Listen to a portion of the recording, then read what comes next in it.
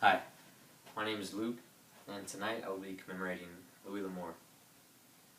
All education is self-education. A teacher is only a guide to point out the way, and no school, no matter how excellent, can give you an education. What you receive is like the outlines in a child's coloring book. You must fill in the colors yourself. Louis L'Amour said these words, and he believed them. He was born in a time when you didn't necessarily need a college degree in order to get a respectable job, but he still understood the importance of education, whether it be from a university or a more self-taught route. He was not only a man of knowledge, but a man of wisdom.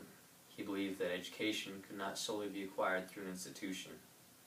He knew that an education is something acquired over a long period of time and not just a few short years. An education is the byproduct of a lifetime of learning and experiencing new things. Tonight, I would like to share with you the education and the life of one of America's greatest authors, Louis L'Amour.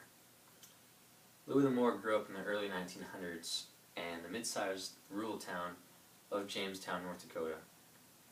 This place seemed to ignite his passion for life and learning. It wasn't an especially interesting place, but it was full of interesting people, as he put it. He met old cowboys and ranchers full of stories.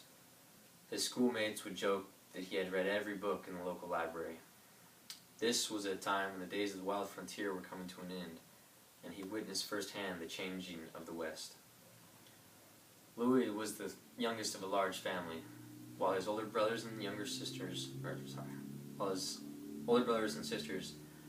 were able to afford an education and become teachers, engineers, etc. Young Louis was not able to.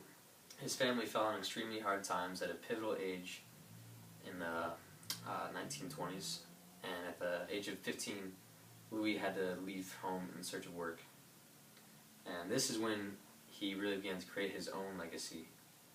Out of necessity, he began to work odd jobs that no doubt shaped him into a man of character. Some of these jobs included a cattle skinner, an amateur boxer, and a lumberjack. He lived a fairly transient lifestyle in his younger years.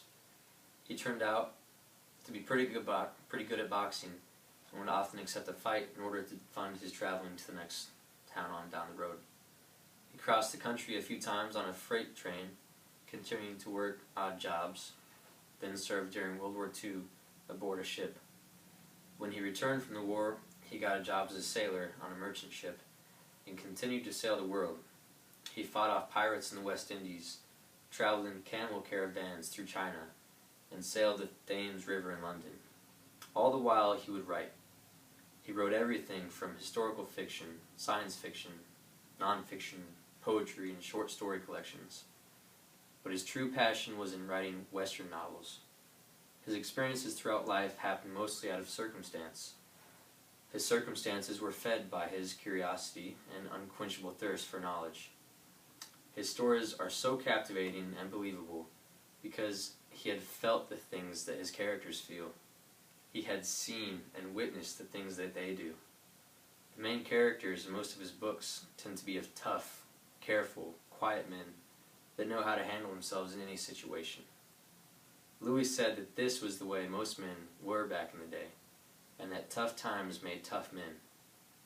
However, after meeting or learning a little more about Mr. L'Amour, you realize that most of his characters reflect himself.